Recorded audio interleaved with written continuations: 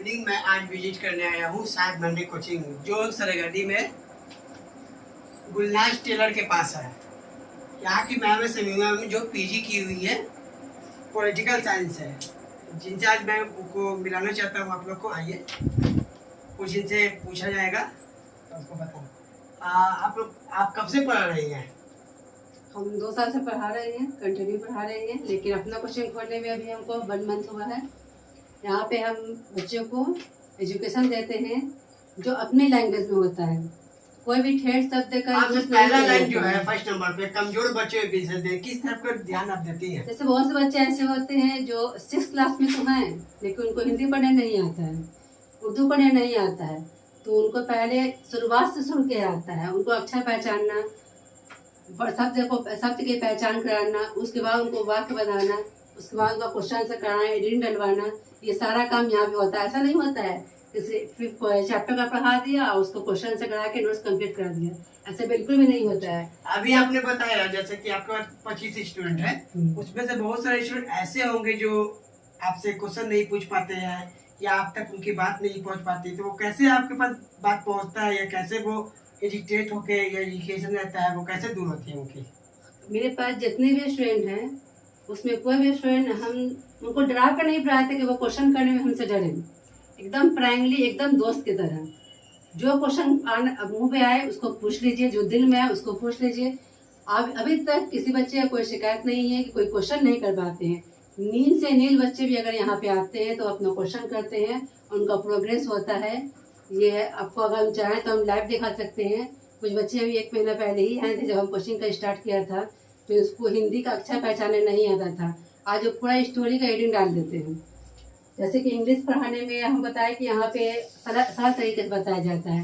जैसे पहले स्ट्रक्चर बताना, उसका रूल बताना, बच्चे को मतलब इतना डिस्टर्ब कर देना कि वो कितना रूल याद करेगा। रूल याद करने की वजह से वो इंग्लिश सीखने से भागता है, कितना रूल, कितना वर्ड मीनिंग याद करना है। तो बच्चों को हम ऐसे बात बताते हैं जो डेली यूज में पहले हो, उसको उसका वर्ड याद करवाते हैं। याद करवाना है कि बस 2-3 बार बताते हैं, बच्चे के माइंड में सेट हो जाता है। वहाँ पे रटाने की बात होती ही नहीं है। जितना भी सब्जेक्ट है सबको समझाया जाता है, रटाने की बात नहीं है। यही पढ़ते हैं, यही समझते हैं। फिर अगर हम टेस्ट लेते हैं तो सारे बच्चे का रिजल्ट अच्छा भी आता है।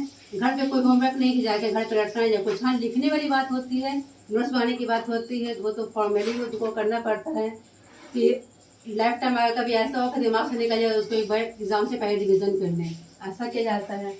और अगर मैथ की बात की जाए तो मैथ भी यहाँ एकदम 0 से शुरू किया जाता है। तो मैथ में अभी आप कुछ वीडियो पहले अपलोड हुआ था यूट्यूब पर, तो उसमें दिखाया जा रहा था कि आप कुछ ट्रिक भी बता रही थी, किस टाइप का ट्रिक बता रही थी आप? जैसे मैथ में है कि वर्गमूल निकालना है, स्क्वायर निकालना है, वर्ग निकालना है, स्क्वायर निकालना।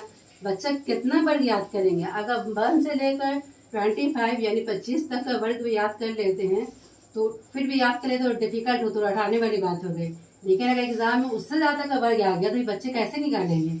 इसीलिए उसको ट्रिक बताया गया था कि जितना भी वर्ड आ जाए उसका वर्ग निकालना, उसका स्क्वायर निकालना है, तो आप उस ट्रिक से निकाल सकते हैं।